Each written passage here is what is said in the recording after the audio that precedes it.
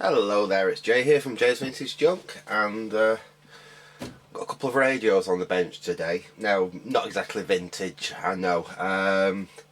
These belong to an acquaintance of mine who's a bricklayer and a builder.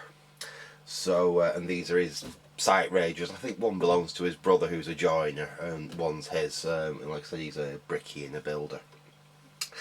And he called round with these the other day, saying would I have a look at them, because neither of them work anymore. And if you know builders, they like their music while they're laying the bricks and what have you. So I'm sure he's eager to get it back. We've got two different models here.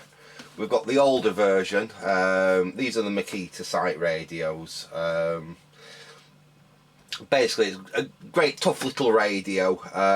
Runs off the Makita power tool batteries, and they'll run on various different versions.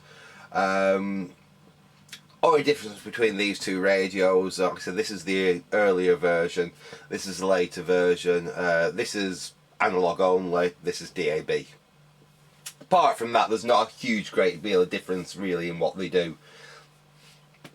So they've both got similar kind of features. Like I said, the only figures, this is a DAB radio, this is just an FM radio.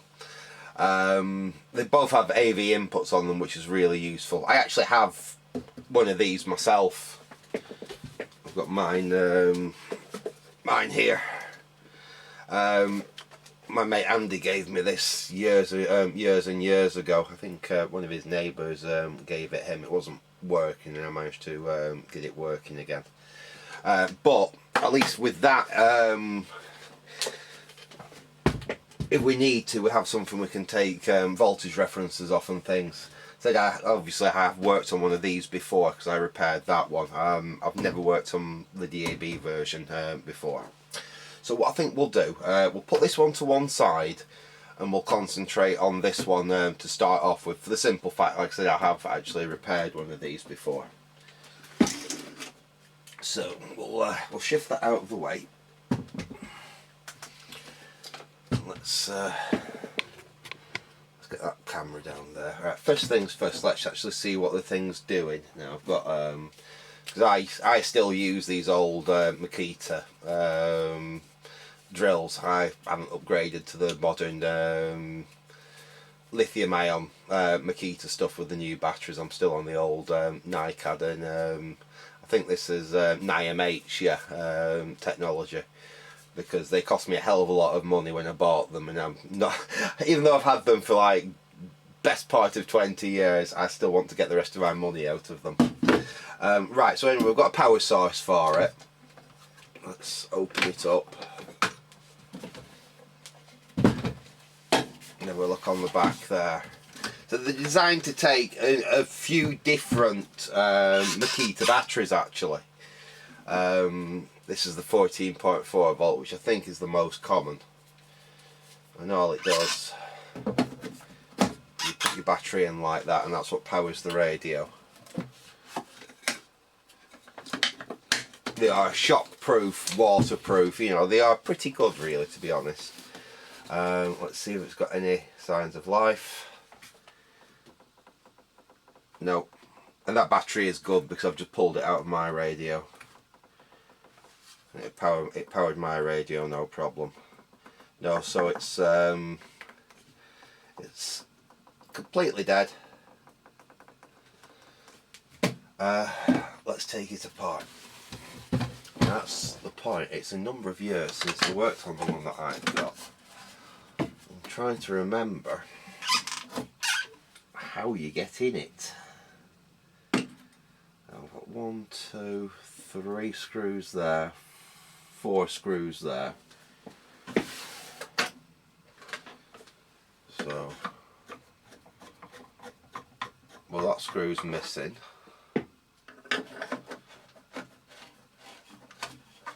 I think that screw's missing.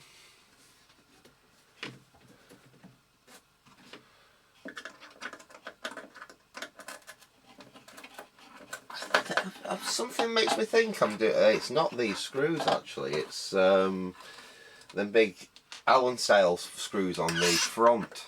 It is a number of years since I worked on the one that I've got. I think these just take this bracket off. Let's have a quick look. Yeah, because they're only short little screws then. I think they just literally just release. Yeah. I'm going to whack them back in because there's a bloody great big spring on that, and I don't want that spring to... yeah, that's all they do is hold that mechanism in place. So I don't think we need to remove them. Let's put them back in. But I don't want that going ping and me having to reset that spring. Let's get those back in. And let's just take our attention to the... yeah, it's not going to be these on the back because that whole back section hinges down, so if it's anywhere for us to get in here, it's going to be 1, 2, 3, 4. There's something in the back of my mind saying, yes you fool, that's how you did it last time. Got some jolly old Allen keys out here. Is that the right one? Yes.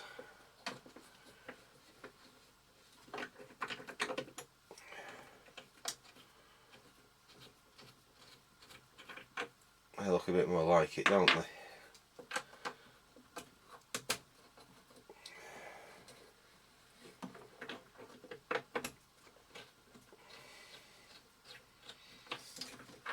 That handle could do with tightening up while we're in here as well.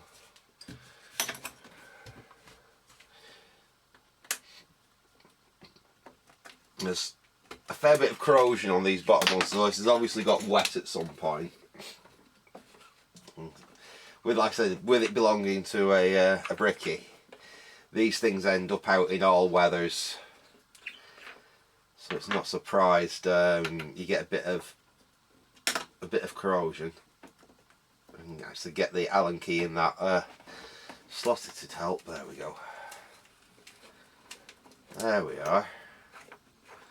Let's see how far that's got us. Hopefully that should have got us in.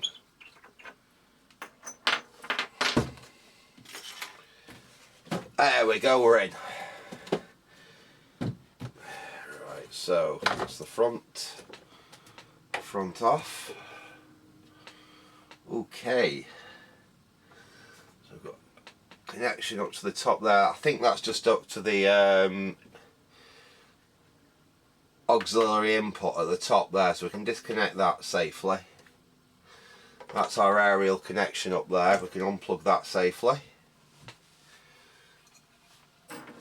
Let's drop this down, and what we want to see, we've got our 2 speakers there, and then that's our power input board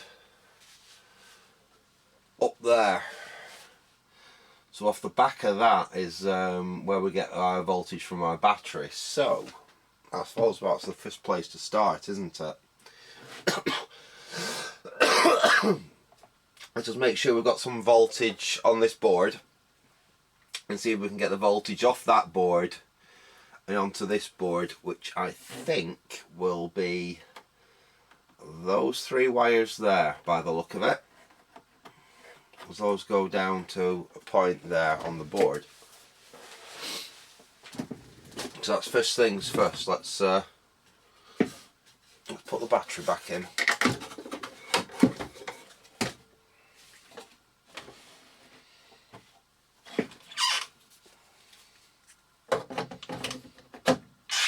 There we go. Lock that in. Shouldn't need it to be.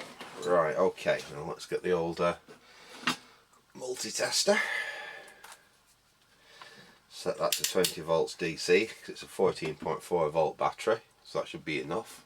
Can you guys see that? Right. Let's go on here. Not sure which way around this is, but it doesn't really matter.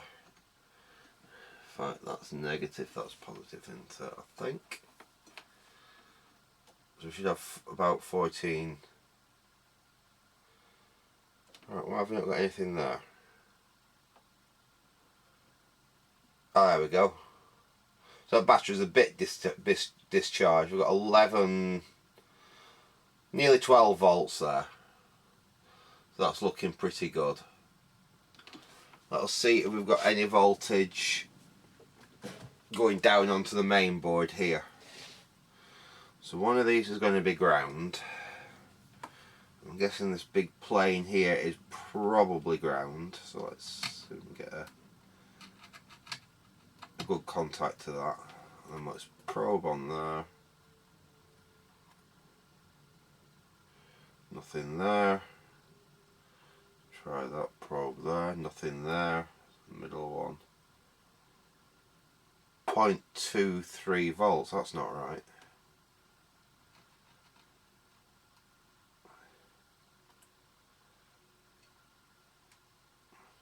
So we've got something as simple as a bad connection here. We could have, you know. So that's ground there, isn't it? That one there. And the centre one, I think we've said, is our... Yeah, so why are we only getting 0.2 of a volt there? But when we test it up here, we're getting 12 volts. So that's our first place we need to look, is between there and there. So let's get some snips. Let's get that cable tie there off.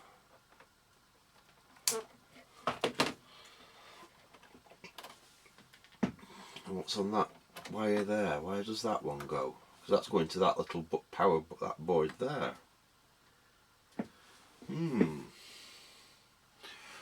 Right, what we want to do is we want to get that board out the back of there so we can have a proper look at it.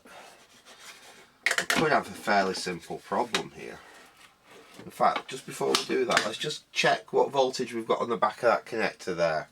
I can't see why it'd go to that front connector there and not straight to the main board, but let's just have a quick check.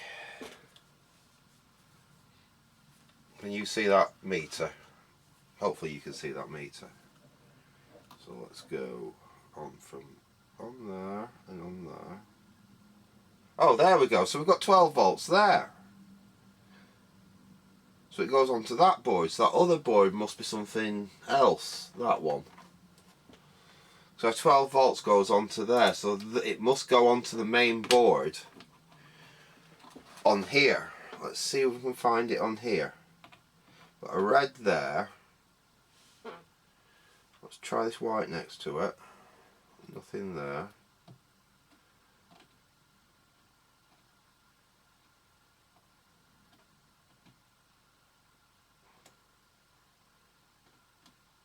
Minus, right, so we've got a voltage there, 2.6, 2.6, 2.6.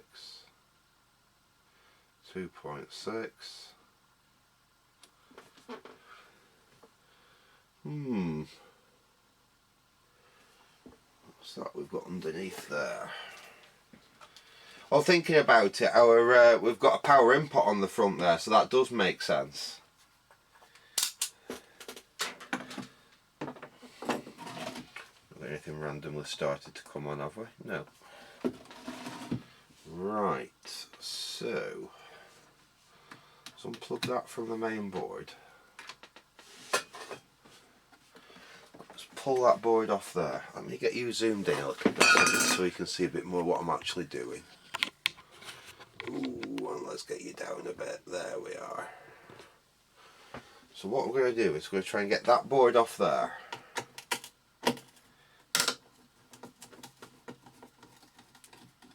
And let's see if we can follow the power.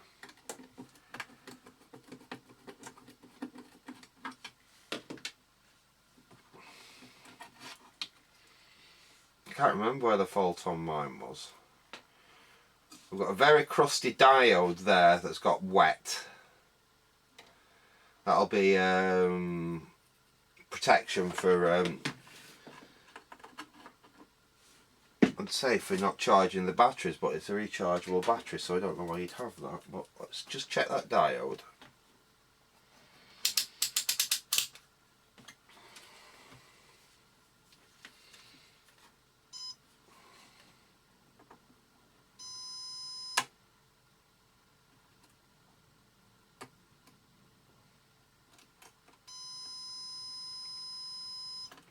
That's looking good. It should be nothing this way around.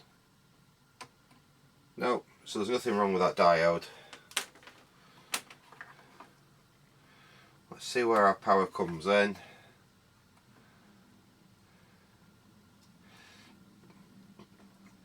Power comes in on the red wire there, comes across and it goes out on the white. So where's our ground go to? Our ground goes to there. Then where else does it go? Because that connection looks really crusty. So where does the ground go? Ah, the ground should be on the blue wire there, I think.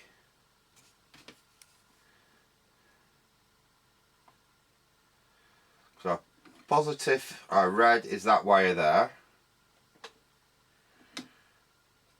And that's connected straight to the back of the barrel jack there, power jack. And the other side of it, so that's that side there, is to a switch part on the jack, which is that negative there. And I'm guessing that switches over to that point there, which comes to there. Right. Could we just have a bad DC jack on the front?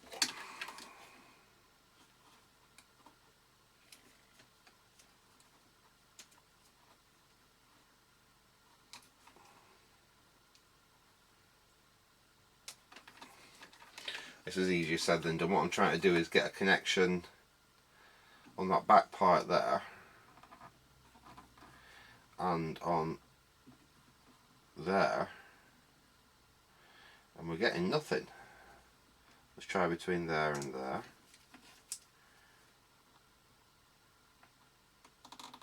Nope. I think that switch, that jack there's gone bad. I think that's what our problem is.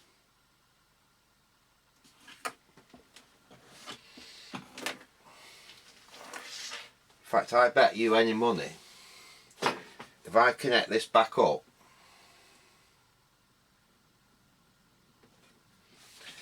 and I short across that point there, the radio will come on. Let's try it. Plug on there. Alright, turn the radio up so we can see it. I need something metal I can short between them 2 points there. And we can do it with a screwdriver.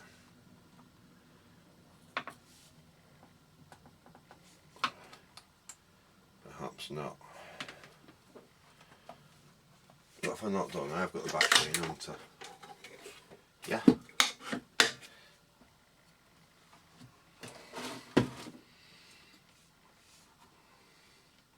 So we need to get the positive is connected, that's fine. That's going over onto that white wire there.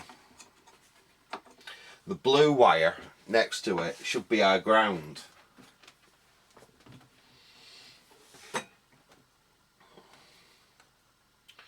Let me pull the battery out because I don't want to fry my meter.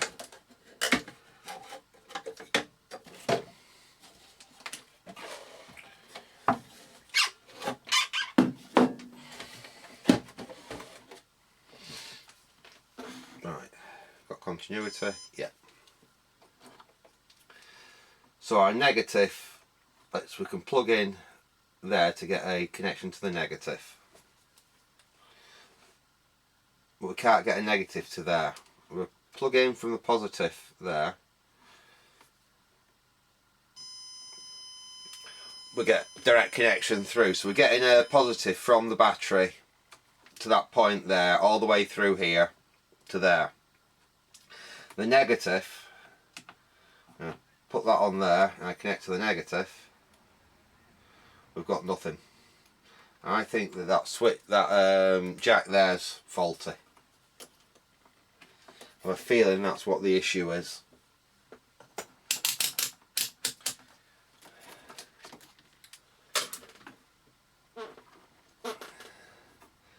Now, have I got any of them connectors? Let's have a look in my connector pocket. It's a slightly obscure Sony only kind of connector. Is that one? No.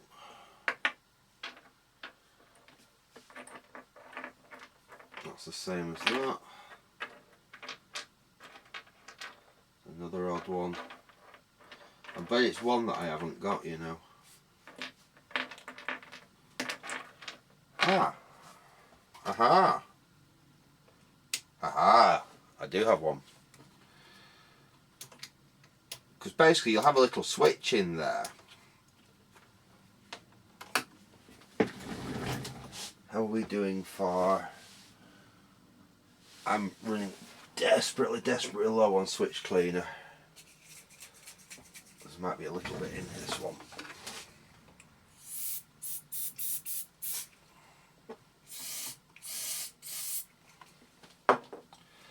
Let's try getting a bit of switch cleaner in there.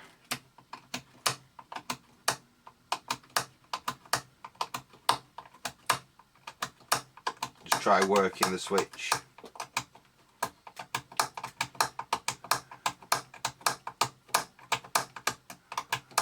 See, we've got continuity though between there and there. Ooh, let's get the old test meter back in. Let's get that back on continuity.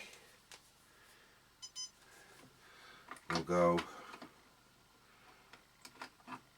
there and we'll go onto there.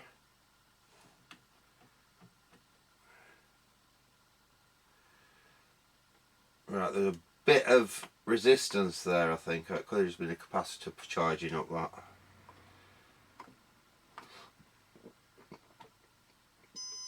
Oh, hang on.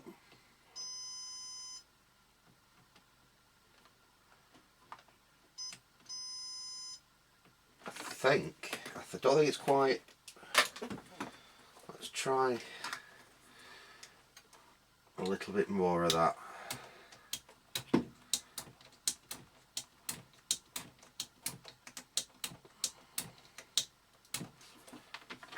Let's try it on the back of that switch as well. See if we can get it.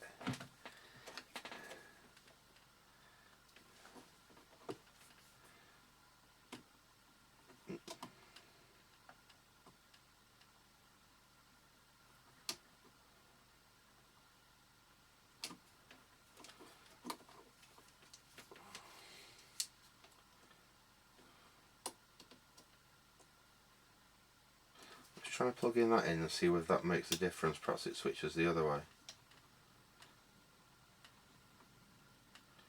No, because you'd think that that'd be that would be shorted, wouldn't you?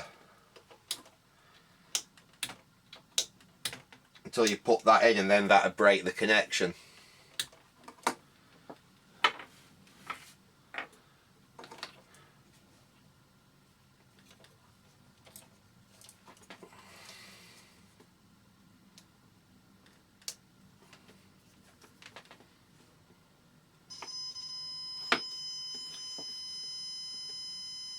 There we go. It's not perfect, we've got quite a resistance there, but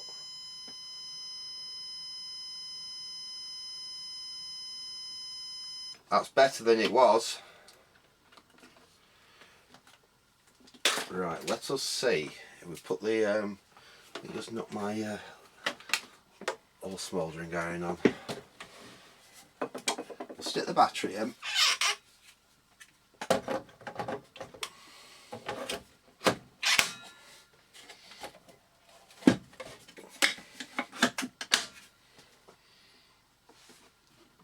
Let's see.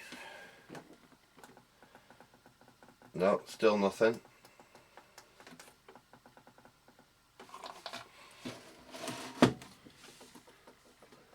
Let's see if we're getting any sensible voltages on there yet.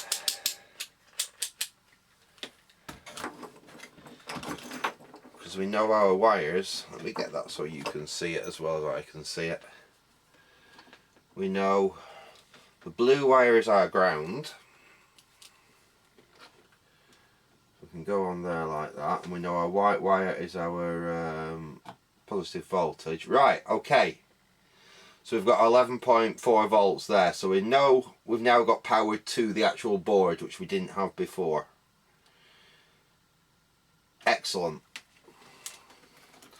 So that was one fault we've found, is that was iffy. So at least we've got... Did I just hear?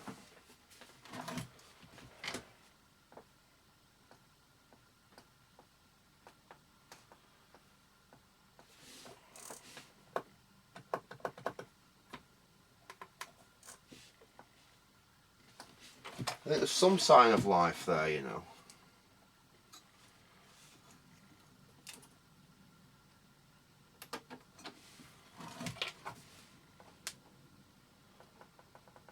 Right, we're going to have to go into this a little bit deeper, aren't we? Let's get this disconnected. Let's get this unhooked. Okay, that's unhooked, that's unhooked. Our speakers plug straight on like that. Let's get them unhooked. At least you can't really plug anything in wrong on this, it's a nice thing.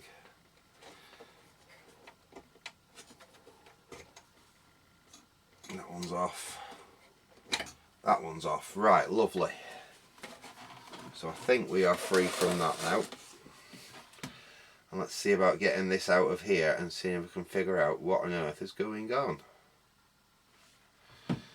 Because obviously we're getting power to this board now,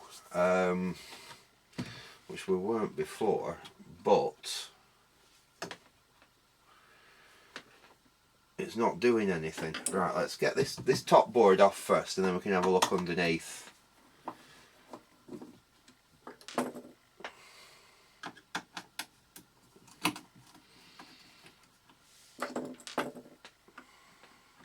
This is basically our power amplifier board. I'm going to look at it.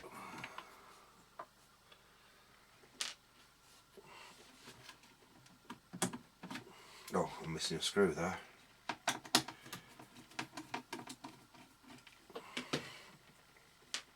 Right, let's have a look.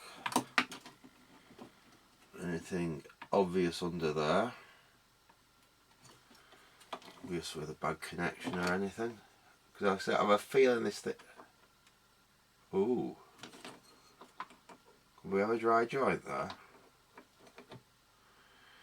I think I'll better reflow those. I think we might have a dry joint there.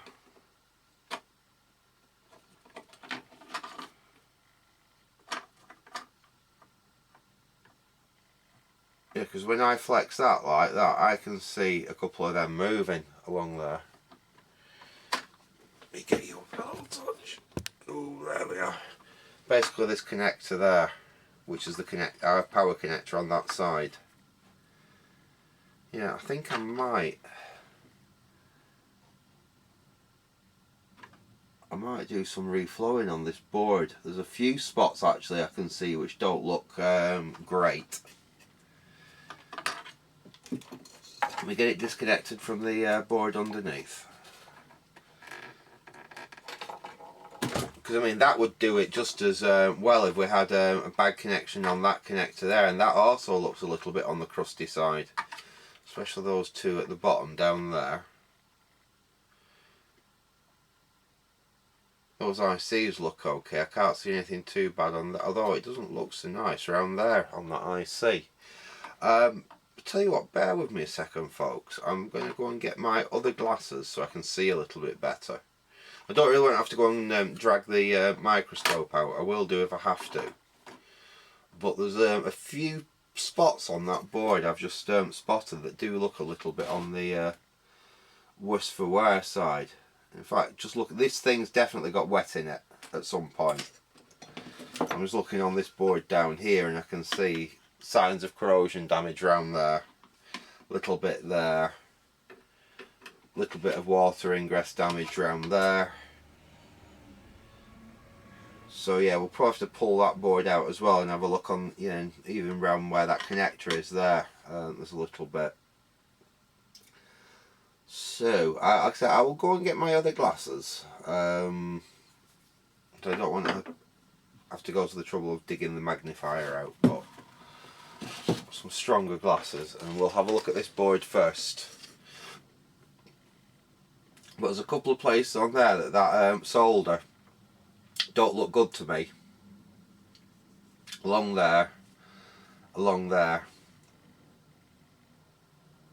In fact, even along where the power IC is there doesn't look brilliant. So I'll have a quick look at sorting that out, and we'll come back right then.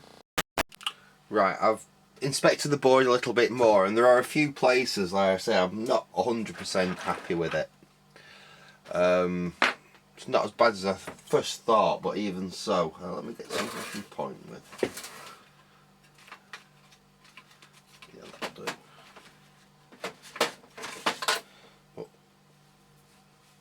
The joints around here don't look great, and that's the main power connector in.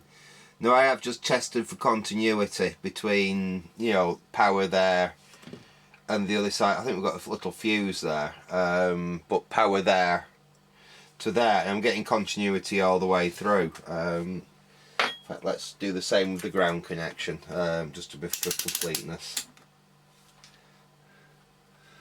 That's on the blue wire.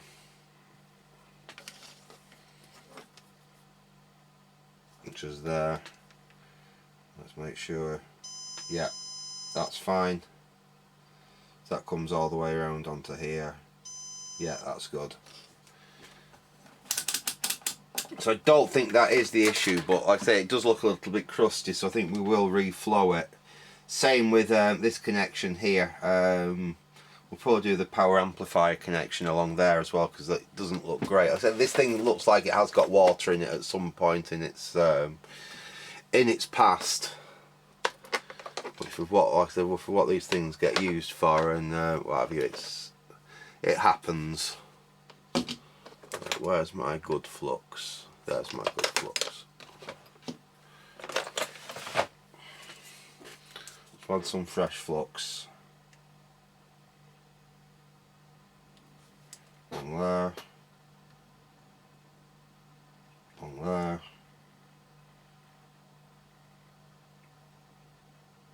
Along there. And we'll just, first thing we'll do is we'll just reflow them. Just because basically they're looking a little bit crusty.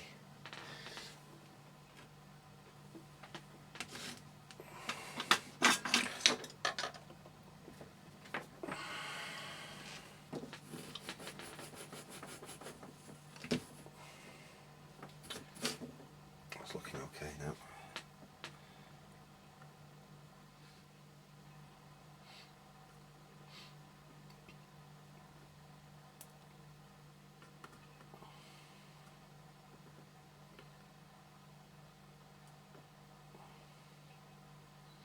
Oh, so this was new enough that it was done with lead-free solder, which is horrible stuff. Which does tend to crack up a little bit easier than the old-fashioned leaded solders.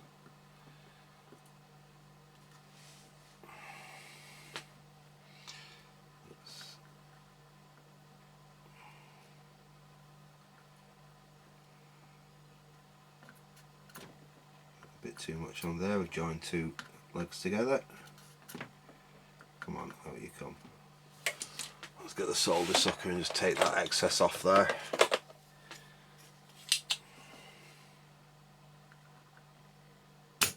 There we go, that's better.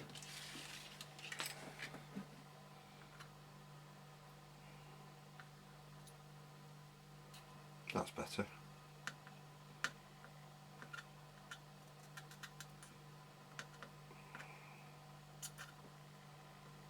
In fact, some of these we'd probably just get away with just reheating and allowing the flux to do its job.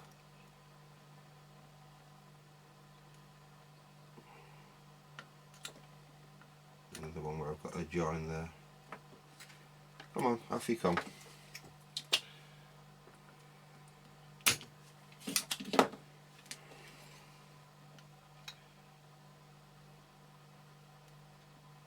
better. There we go. Those look a bit better. I said they were looking a bit crusty.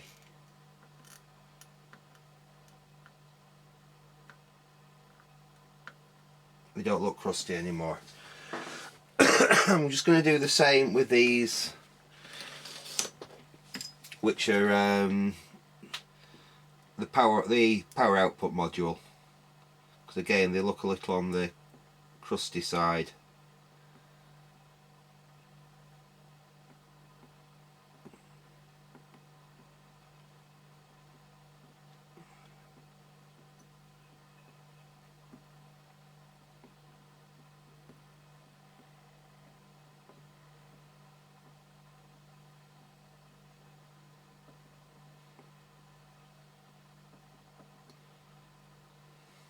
Right, there we go.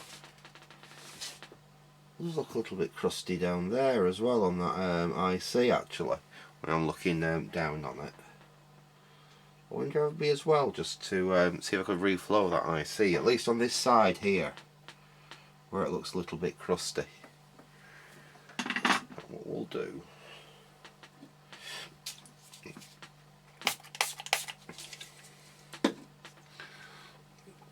give it a little bit of a clean and see if that crustiness comes off with a clean. It might do. In fact, yes, it has done.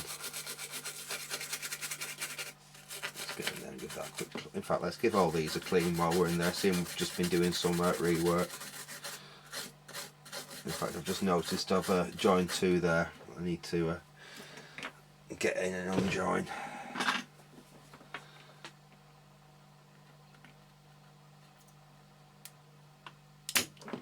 There we go. That's better. There we go, that's neater now. Just finish off cleaning the board up. And we will see if that's made any... I doubt that's going to have fixed it, to be honest. But those connections were really crusty, so it needed doing anyway. That's not so bad. Right, let's get you zoomed out a little bit actually, so you can see what I'm doing a bit more. Let's get this connector back up. The annoying thing is we have to connect it all up to this as well, or else we're not going to know that it's doing anything.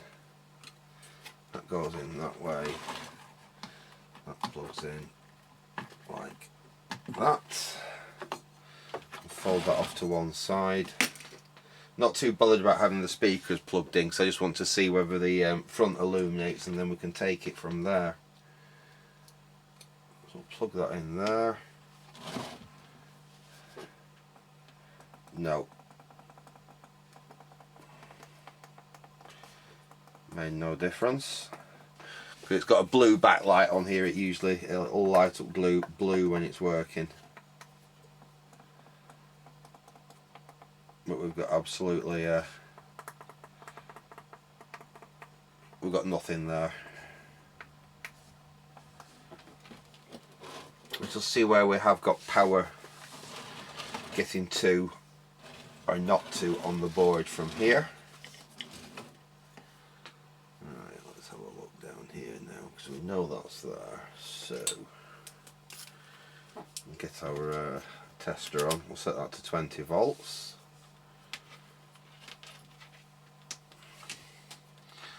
Plug that into the ground of the connector there.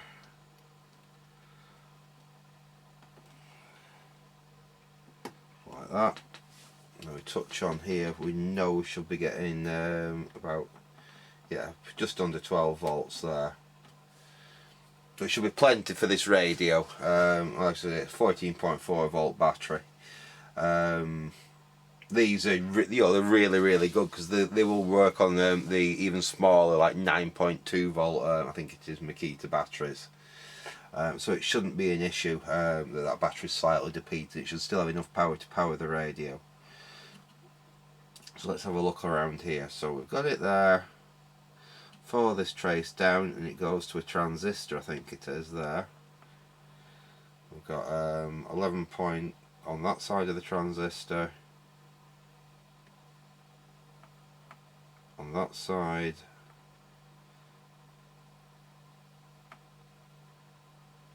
alright. Well, I've got a drop in voltage on that pin there. You've got our voltage there, our voltage there, and that drops down. Let's see what that component is.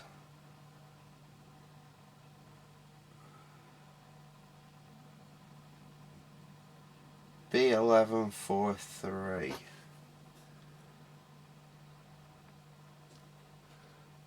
Everything's getting hot. We've got a capacitor there off the other side of it. We've got 5 volts on it.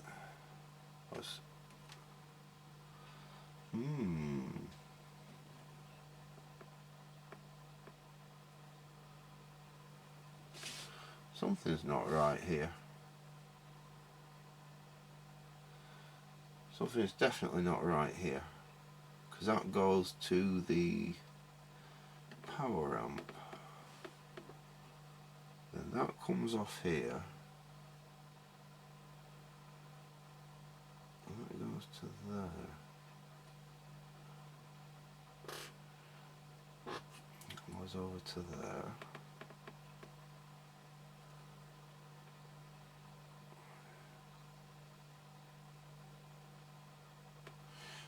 Bear with me a second, folks. I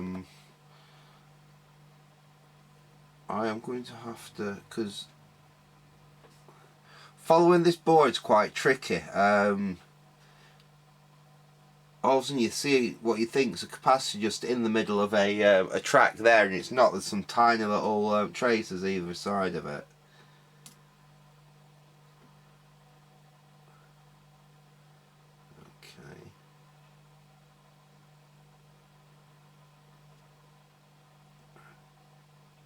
You'd think that side would be ground.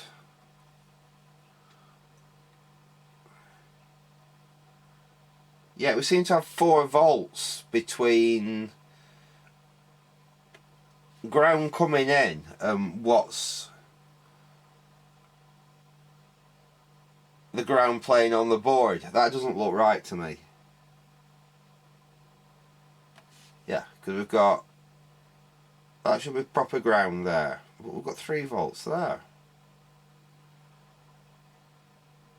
Oh, hang on, because I'm on the wrong... No, I'm not on the wrong side. If that's our ground there, coming in, going between that, that should be our voltage. And the next one too, we're connected between there and there, that should be 0 volts. And we've got nearly 4 volts there. So why have we got nearly 4 volts on what should technically be a ground? So I think that's where we've got an issue.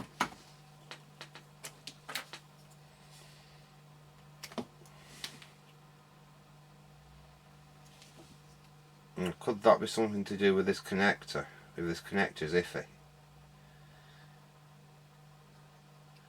There's a possibility. So what we could do, just for temporaries, we could just short across there, eliminate that switch which is iffy in there, and then we definitely know we've got a ground between that connection there and there. Let's try that. A little scrap of wire or something. This is the only problem when you tidy your workbench up, you know. All them random little scraps of wire that you just grab because you just need a little bit of wire to short a bridge something aren't there anymore. Let's cut a piece of this off, this will do.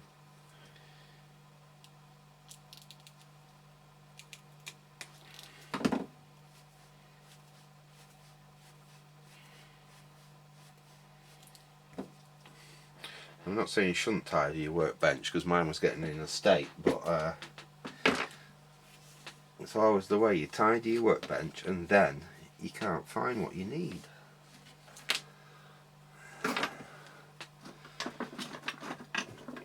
Just tin this up. Come on, off you come. There we go, that'll do. This is just to prove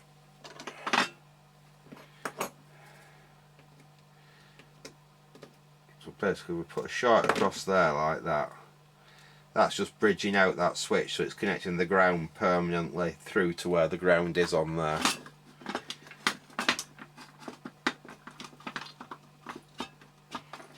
So I'm wondering if we've got such a high resistance on that switch, that's having something to do with it.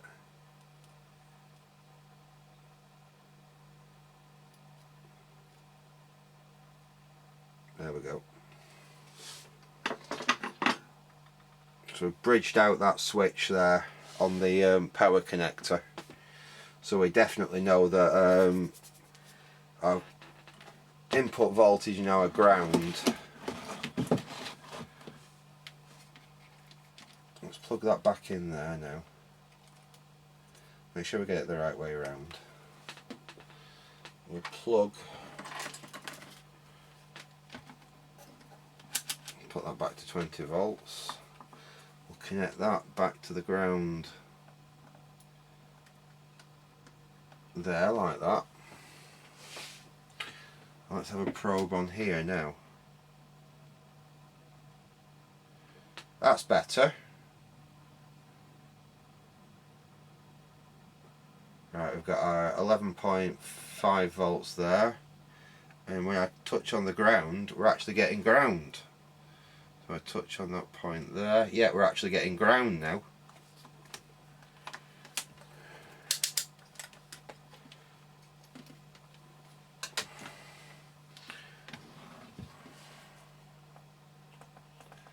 Still no signs of life though.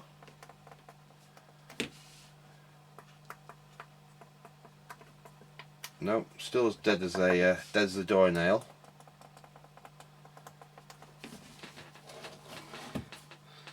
But at least that's that side. So at least we know we've got power definitely getting. We know we've definitely got power getting up onto this board in a happy way. Let's try that again. Right.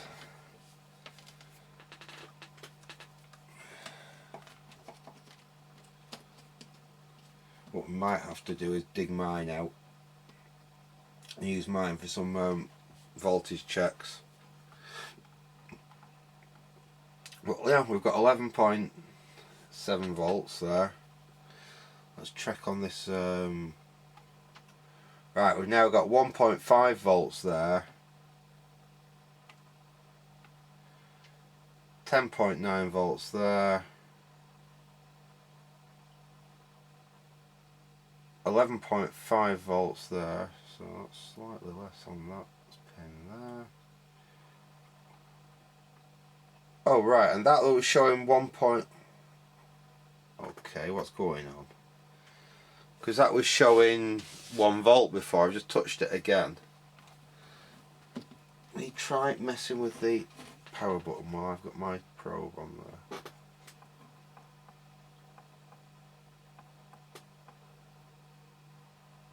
No.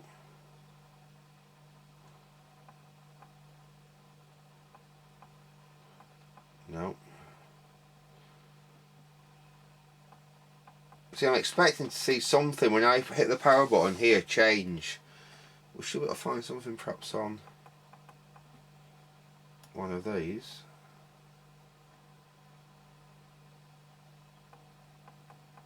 There's our voltage going onto the front panel. But you'd expect when I press the power button, one of these to either pull up or pull down to activate the main amplifier.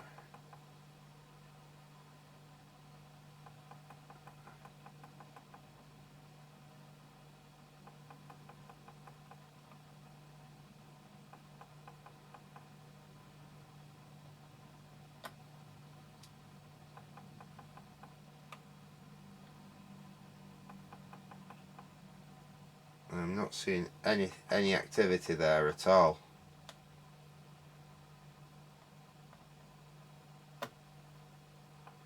No. But at least we know we've got power getting from that board onto this board, but we're not seeming to get any activity off that board there. So let's get that board out and let's have an inspect of that, because I can definitely see that this has got a bit of water damage on it. In fact, let's disconnect while we mess with that.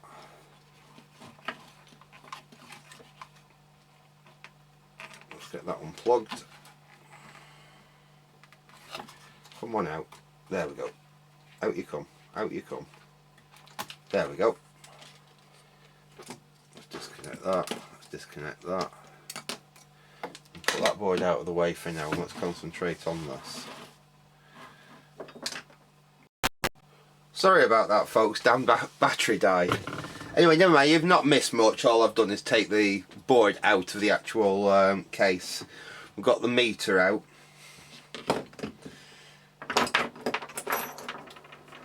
And I thought the first thing we'd check, I look on the other side of the board, and there's very little on there. I can see a little bit of corrosion on that link there. There's a little bit of corrosion on that, so it definitely has got wet in here in the past. First thing I'm going to check, actually, and it's generally speaking what tends to fail on stuff like this, is the buttons themselves. So let's have a quick look. Which is the power button. Let's just have a quick look on the other side. So it's that's the button there, which would relate to that one there. So let's check that button for continuity.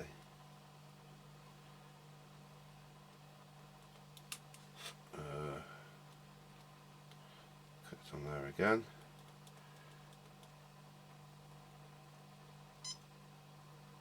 It's a bit iffy. Let's try the next button across just for a comparison.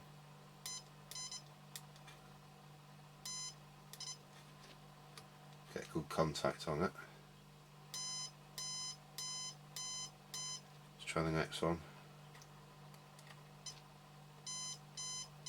That one's alright. Let's go back to this first one.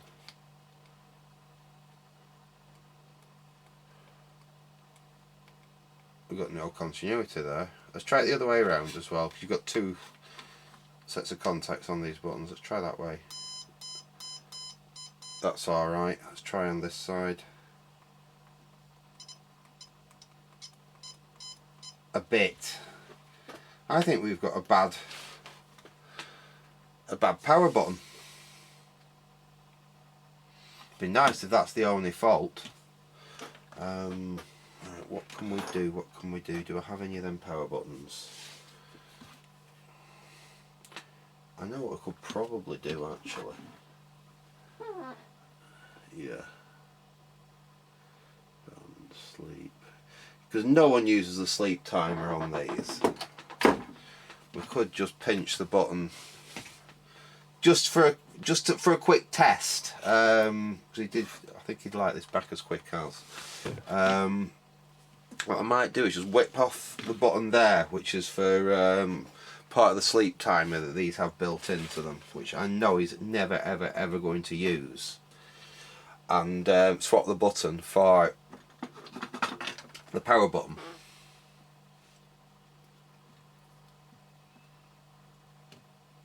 Oops, helps if I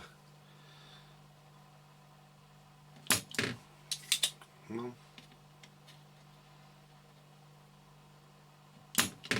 2,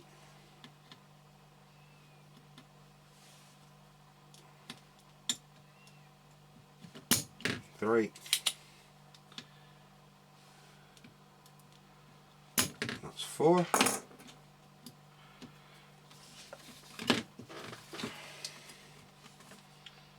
just better walk that out now.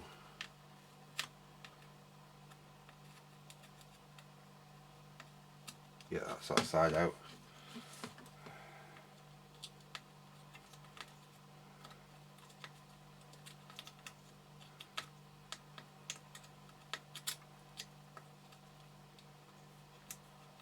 There we go, that's that one out. We can use that. I should have some of these somewhere, to be honest.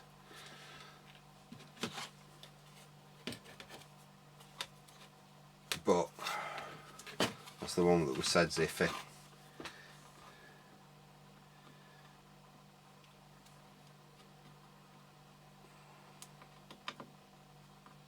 Yeah, they're easy enough to walk out, these.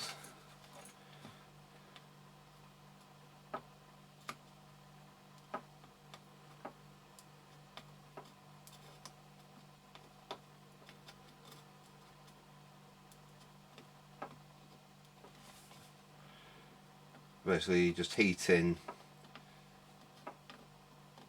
two of the pads up, keeping them both molten, and you can just lift walk the component out like that. You can get that, come out you come. There we go. So that's the suspect switch there. That's the known good switch. Which way around do they go? That way.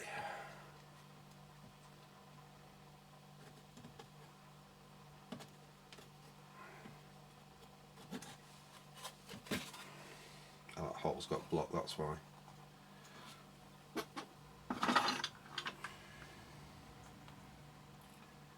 Yuck. There we go. There we are, that's in.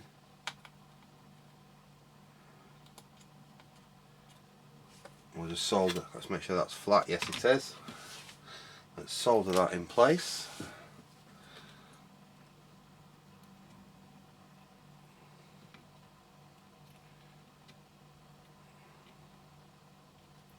Right.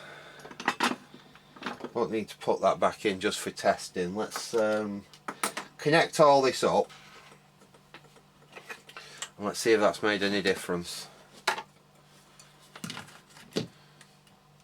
So we know we've got multiple faults. We know we've got a bad connection on there because we've got a resistance on that switch. That's why we put that bridge on there. Let's plug that in. So we've got power on that. Power onto that board there. And then let's plug that board into there like that. In fact, working on this like this, that's a lot better. And let's see, that's the switch we changed into it. Was it that one? And we're still dead. In fact, I've just seen there is loads and loads of corrosion between basically those connections there. I can see it's all green down there.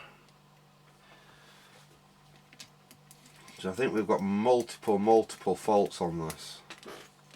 Let's see where we've got voltage getting across, shall we?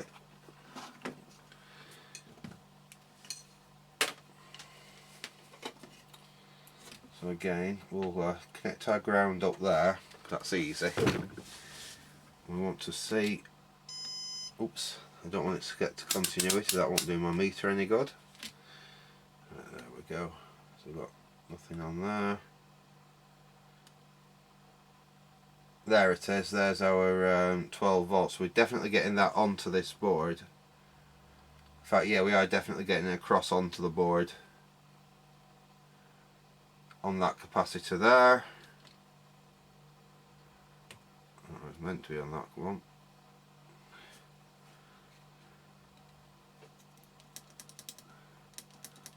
Let's have a look at this switch actually, see if we've got any voltage on this switch.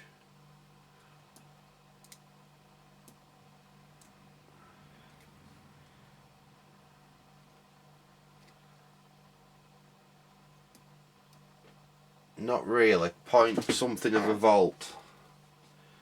You see, I'd expect there to be. Oh, hang on, am I on the wrong switch there? Let's just figure out where we are. No, it's that switch, you stupid fool.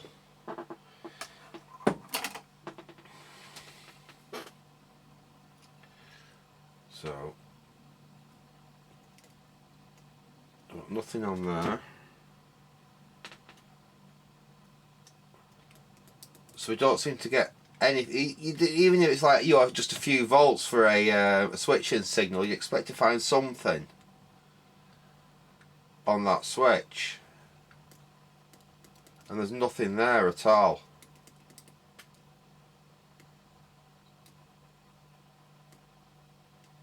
.4 of a volt when I press it. Which, you know, I'd expect possibly 5 volts, 3 volts, something like that as the switching voltage that should be on there. We know we're getting power onto this board. So we've got crusties around some surface mount transistors there. Oh, this is going to be fun. This is not going to be an easy repair, is it? And I thought this was going to be an easy one. And no, it's not. This is going to be a bloody horrible repair. I can just see it. That should be that's our input voltage there. It goes across to that there. And go across to that there. Is that capacitor, I think? Yeah, that's that capacitor there. And where does it go off from there? It goes along there. 5.86 volts there. 5.86 into there.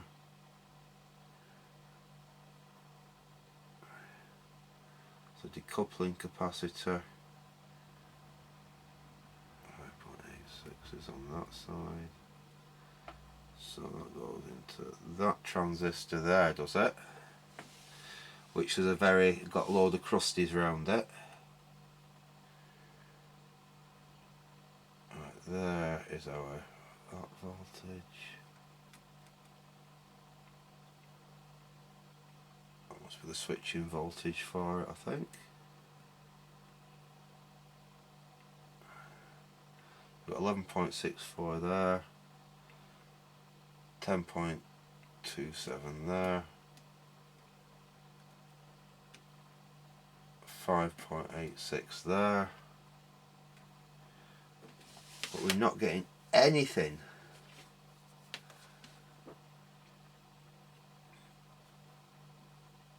onto here. So it's as though we're not getting the power onto the actual switches to trigger it.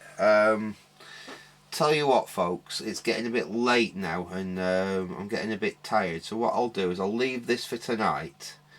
I will pop back on this tomorrow. We've already found some faults which are definite. That switch is definitely no good. We've obviously got a fault with the front panel power switch, but that's not an issue. And I can definitely easily find a replacement for that. It's trying to figure out what the hell's wrong on this. I think this is where the fault lies. I think it's this board here. Essentially, it's not being told to switch on. We've got power onto the board where we should have power, but this power switch there, which is like a soft power switch, that seems completely dead, and we don't seem to have any kind of switching voltage anywhere on any of them switches. So we need to figure out what the hell's going on there. I'm going to leave it there. What I will do is, like I said, I'm going to have a little bit of a sleep, and I will come back and we'll carry on with this when I'm feeling a little bit more refreshed. So I'll say back in a sec. Right, okay, we're back on with this. It's now the following day, and I've been just having a bit of a tinker around for an hour or so, basically trying to eliminate some of the issues. I pulled the shield off so we could get full access to the excuse me, all of the board, and I thought what would be a good idea, let's trace the power. So what I did was basically we connected up, set the tester for 20 volts, grounded one probe, so I just had the one probe in my hand. And then we know that our voltage comes in on that pin there, and we've got our 12 volts there, well, 11.6, but close enough to 12 volts there. We can then basically start following it. And first thing we do is we follow it. It jumps this way along that length there over to here. There's a capacitor there it goes through. It then goes into these transistors here. Now those don't seem to be turning on. It's just got the power on the what I'm guessing is the collectors, unless they're FETs. They're either transistors or FETs. It's by the by when you're just trying to trace a circuit through like this. Anyway, we'll carry on getting the voltage through. I've traced where it goes through here. It goes into this, like I said, it's probably a transistor. We've got our 11.6 volts there. We've got 6 volts on that side there, and we've got 10 volts on that side there. Now that appears to be functioning. But what I notice is the trace, I don't know if you can make this out on the actual, let me see if I can get this a little bit closer. There's a trace here that comes from underneath that transistor, and it was really green and corroded around there. I've actually cleaned it off with some IPA and the old toothbrush and given it a scrub. And what I notice is, like I said, there's this trace here that goes underneath that transistor. Well, like I said, what I think is a transistor. It's most likely a transistor. Now it looks like that trace actually connects to there, which is where we've got our voltage on that pin there. It looks like that trace is meant to connect to that. Now when I connect there where I've scraped a little bit of the solder mask away, I'm not getting any voltage. So I'm wondering whether that trace has failed where it runs underneath that that semiconductor there, and that trace then goes on off. I've traced it all the way up here, and basically it ends up at that IC there, which I think is basically the brains of the whole operation here. The other board just really seems to have the power amplifier and like the AM aerial and bits like that on it. I think all the brains of the entire thing is that IC there. I figured out how all the buttons work. It's that very simple system where basically you have a voltage on one side of them. Each other button has a resistor down to, I presume down to ground on the other side of the resistor, or down to somewhere else sensing on the actual IC there. So when you press a button, it can detect the different resistances, and by which resistance it's showing, the IC there will know which button is being pressed. It's an easy way of doing it with basically a few wires. I've worked on other button switching systems that work very similar to that. But we're not getting that voltage to one side of it, so we definitely, I don't think that IC there is basically getting any voltage, and I am wondering if it's all down to that trace that up there being bad. But what we're going to have to do, and I really didn't want to have to do this because I hate surface mount stuff, but I think we're going to have to take that off. Let me get this back in shot so you can actually see what I'm going on about. There we go. I think I'm going to have to take that off just to prove that that trace there does indeed go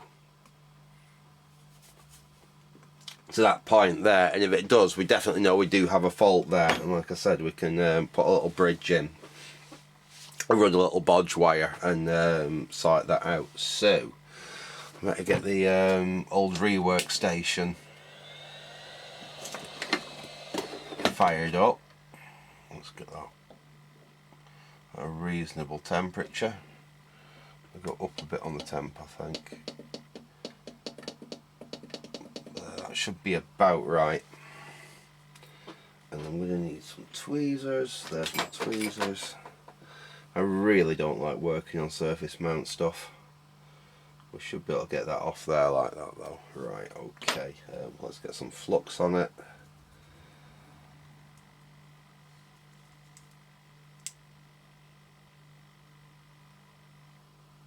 Okay, let's come in. Let's see if we can get that off. Apologies if I block the screen here, but like I say, I'm not a big one for hot air rework. I think this is probably the best way of doing this.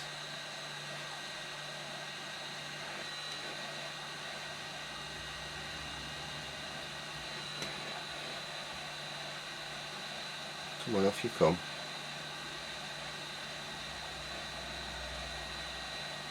Off you come.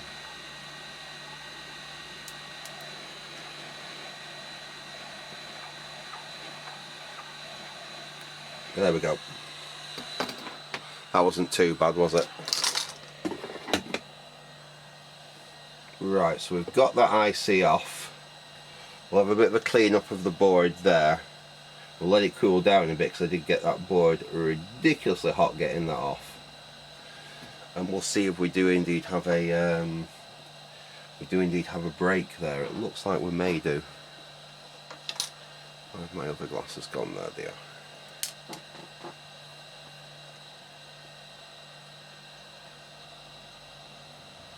Yeah, I think we may have found the problem, or at least one of the problems. Right, let's get the old IPA in and give that a bit of a clean up.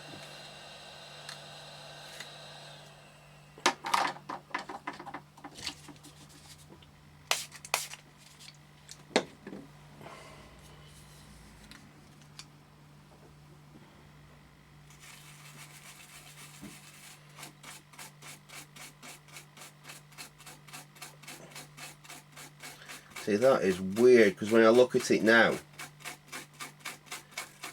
I can actually see a break there. We'll have to get in with the continuity tester and test it for continuity. But why wasn't I getting a voltage across there when I should have been? If there isn't a break. So we'll go from that pad there. No, we have got a break. We've definitely got a break between that pad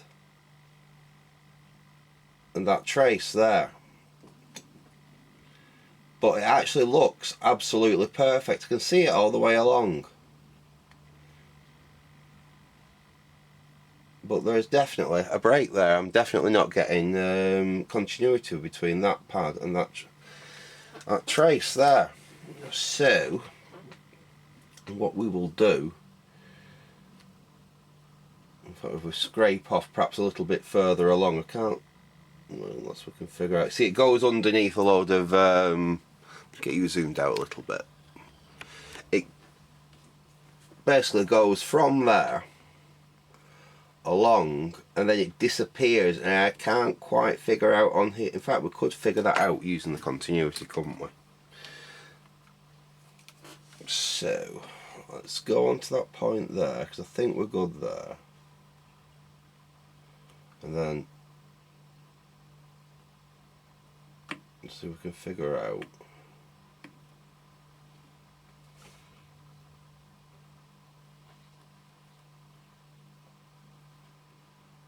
where around here that trace is really bad. That one there, move it along here.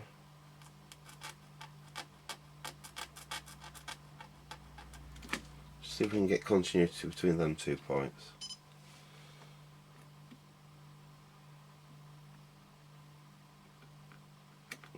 No. So there's obviously multiple oh, there we go. You know, we've got it now. But we still don't have it to there. So we've definitely got a break there. Right, so what? Let's see if we can find then from there and find out where it comes out on these resistors there. because it'd be nice just to be able to run a bodge wire basically from like where that connects, which is down here, right over to there, and we don't have to worry about it then. If not, then we'll have to run a bodge wire, you know, from there to somewhere on that trace. We've got that there.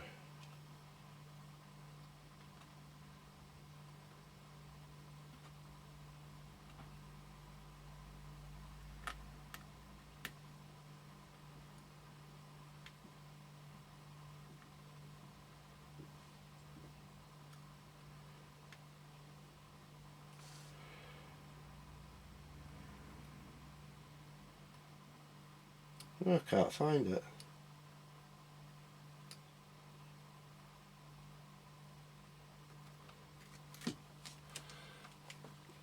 What we'll do,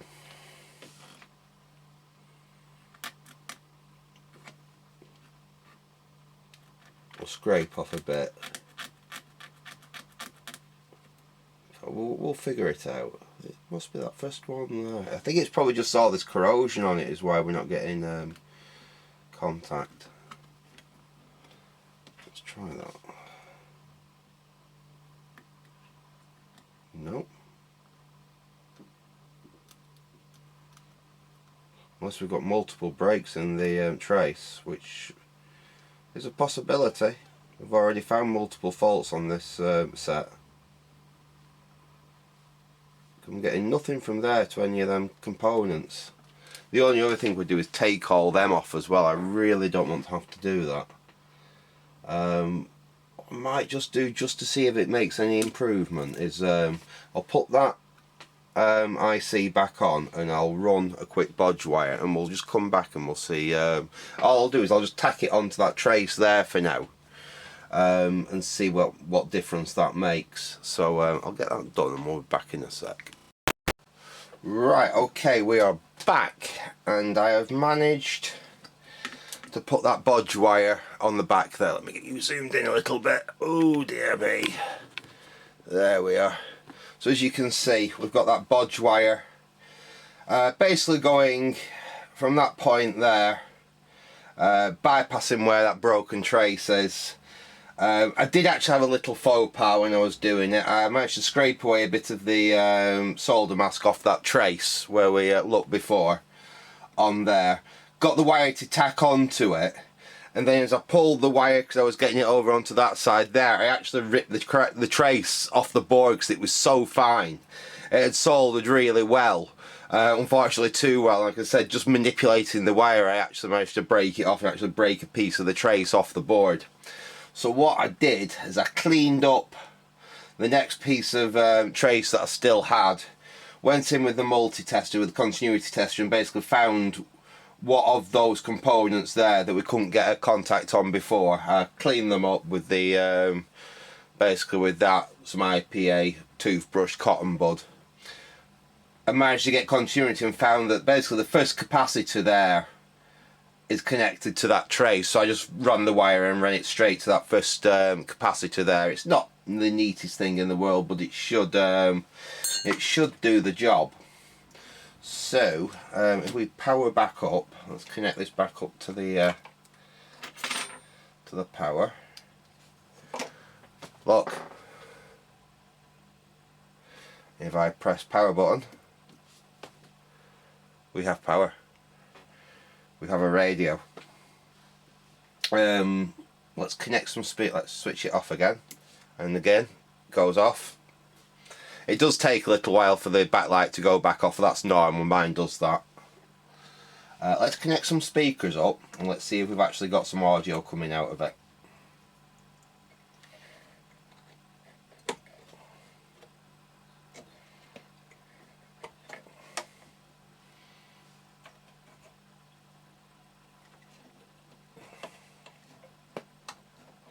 I heard a pop then, which we hadn't got before.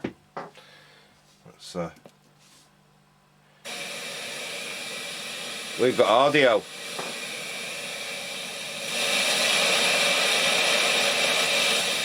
I don't think we'll pick any stations up at the moment for the simple fact that I've not got an aerial connected up to it. Oh, there we go.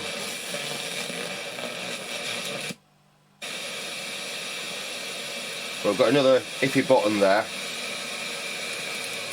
That button's not working. Oh, did then. Oh, hang on. Just think I better turn that down or else we'll get hit by the copyright police. So we've got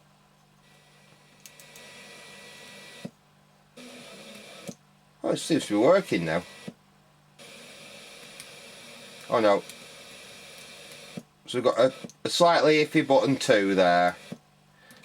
All the rest seem to work. Yeah, 2 seems a bit iffy.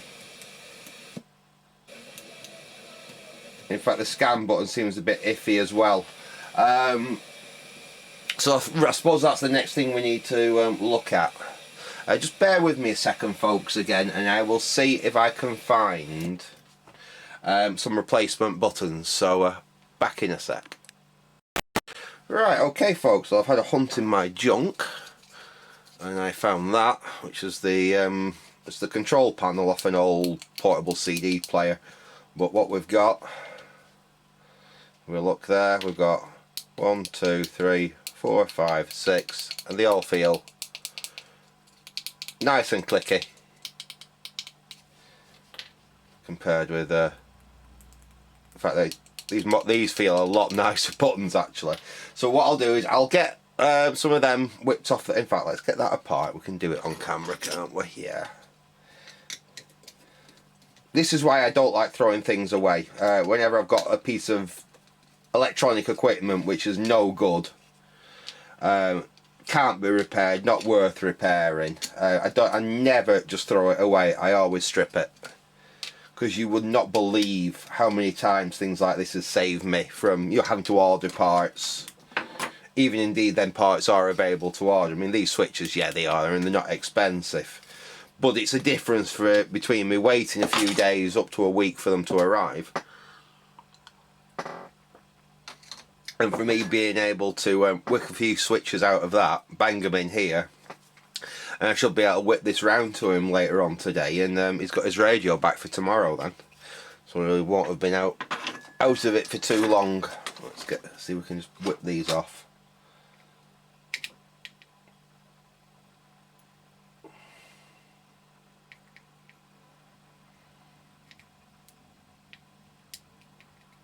We'll just walk them off the board. Just keep warming up. We'll go on that side and walk them up that way. You see what I'm doing there. And then this will be a lot faster to do if us to get the desolder. Let's get some solder on there. That's another thing. Obviously, this is a modern piece of equipment. It's lead-free solder, which is horrible stuff. So we will just add a little bit of leaded solder to them points. It'll make my life so much easier to get that switch off.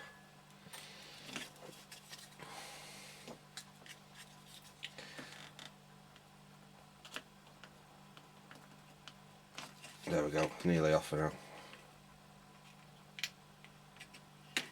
Oops, that side's up.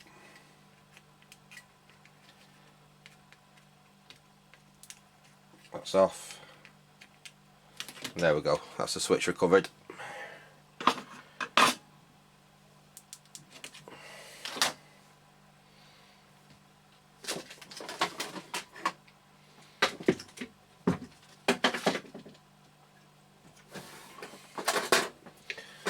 we just tidy the legs up a little bit. Get some of the excess solder off.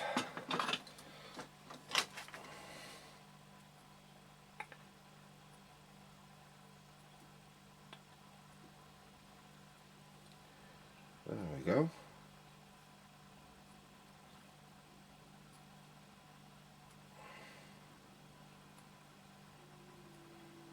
There we go, they'll be alright. Give them a little straighten on that side.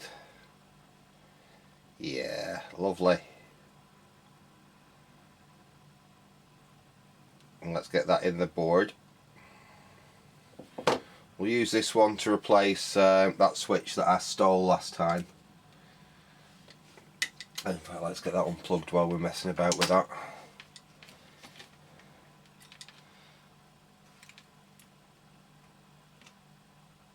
We'll get that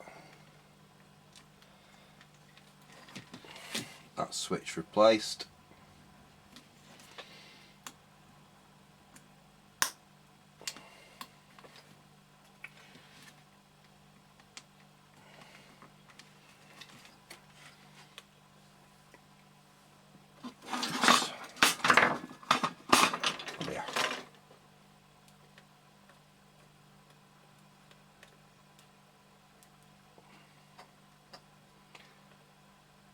There we go, that's through. That's through. Solder that in place, just make sure it's nice and flat. There it is.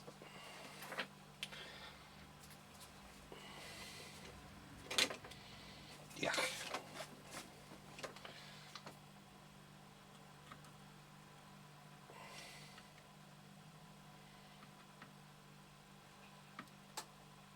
There we go, simple as that.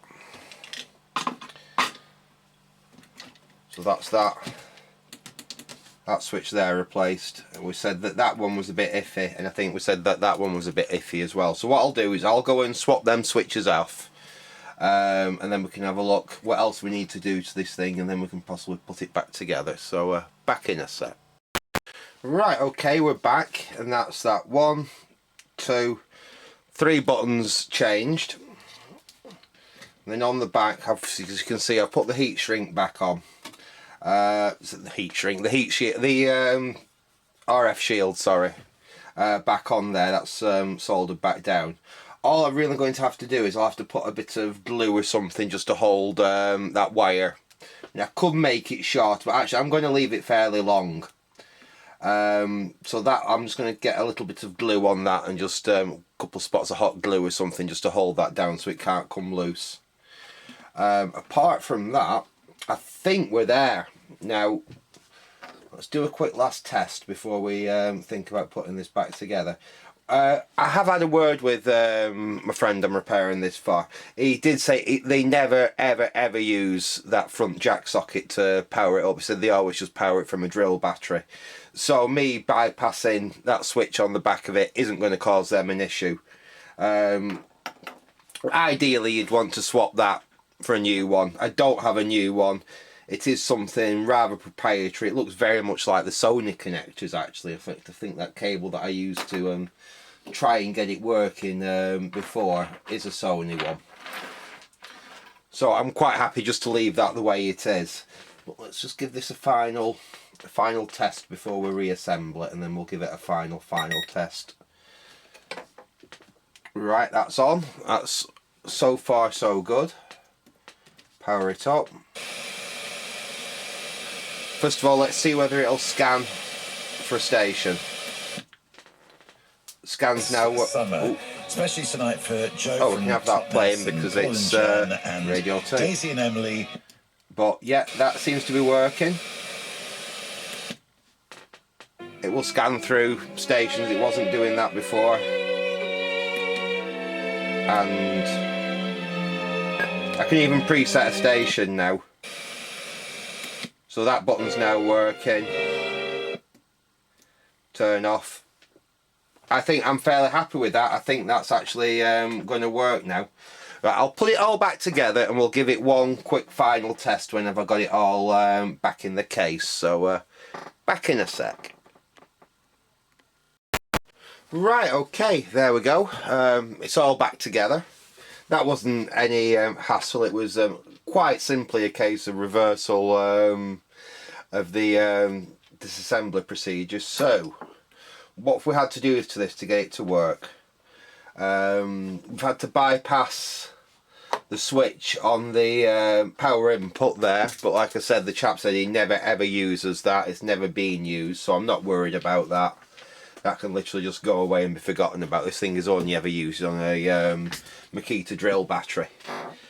So we had to do that. That got us our ground connection decent to the main board. We had to replace the switch there because that was defective.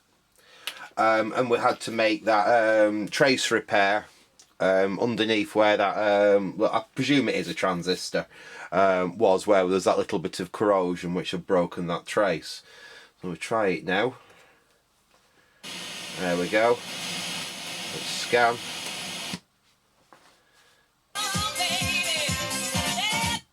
That seems to be working quite nicely.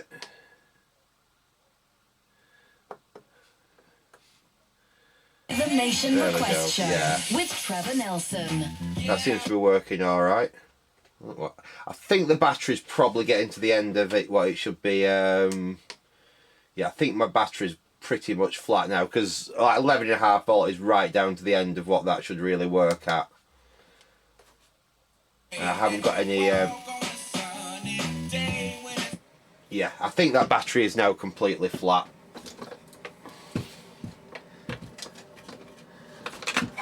But well, let's just try that battery off out of there and see what voltage we're getting out of it.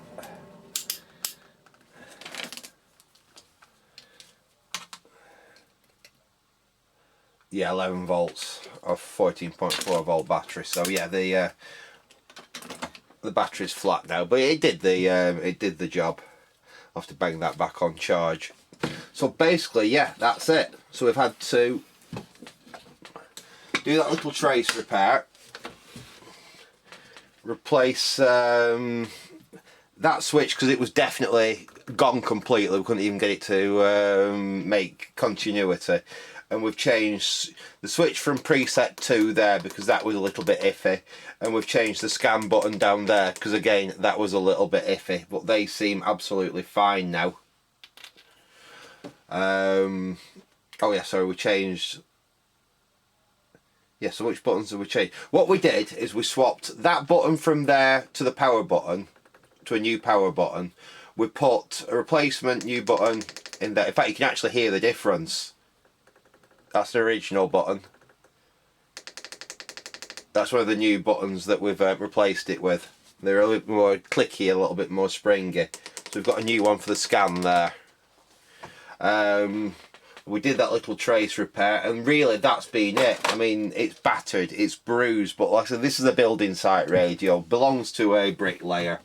It's going to spend all its life out in all kinds of weathers and degradation. So I'm not, you know, it's going to be absolutely fine.